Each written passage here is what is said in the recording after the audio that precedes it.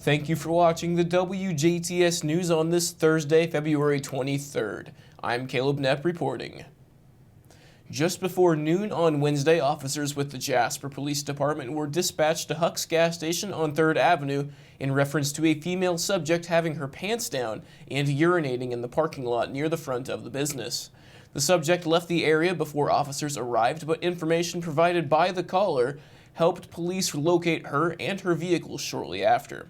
Officers conducted a traffic stop, and an investigation found 62-year-old Marion Berger of DuBois to be under the influence of alcohol and driving with a suspended license. Standard field sobriety tests were issued to the suspect. Once she failed those tests, Berger was detained and transported for chemical testing that found her blood alcohol content to be .202.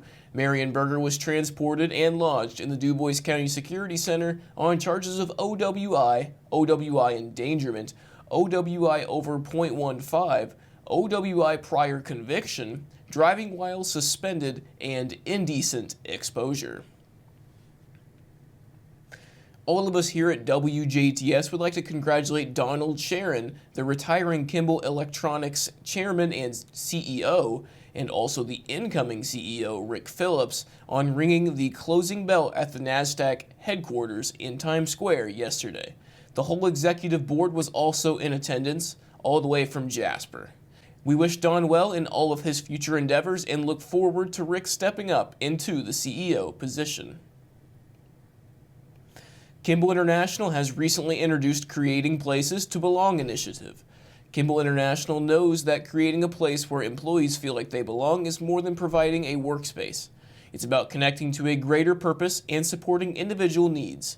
Their Creating Places to Belong initiative reflects on their belief that it's essential to create environments where each employee feels valued. Through research, conversations with customers, and even a reflection on their own journey around what it takes to create a welcoming environment, Kimball International has developed a robust microsite and interactive playbook sharing their point of view. Creating Places to Belong is a collection of tools, insights, personal stories, conversations, and inspiration. Through this multimedia-rich offering, including data-driven insights, personal video interviews, and inspiring solution suggestions, Creating Places to Belong gives an honest and thoughtful look at how Kimball International found their path forward into a new and often complicated way of working. The research and insights that Kimball International conducted led to one clear point: the right spaces create connections.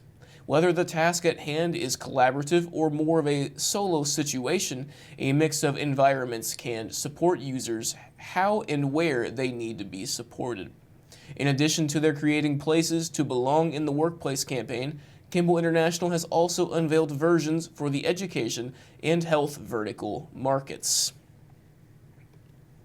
Attorney General Todd Rokita this week sued the Biden administration to protect Hoosiers' jobs, property, and freedom from an overreaching U.S. Environmental Protection Agency rule redefining navigable waters under the Clean Water Act. The new Waters of the United States rule would force Indiana landowners to beg the permission of federal bureaucrats before using their own property in ways deemed to impact certain ponds, streams, ditches, or other wet areas of ground. 24 states have joined together to bring the lawsuit against the EPA.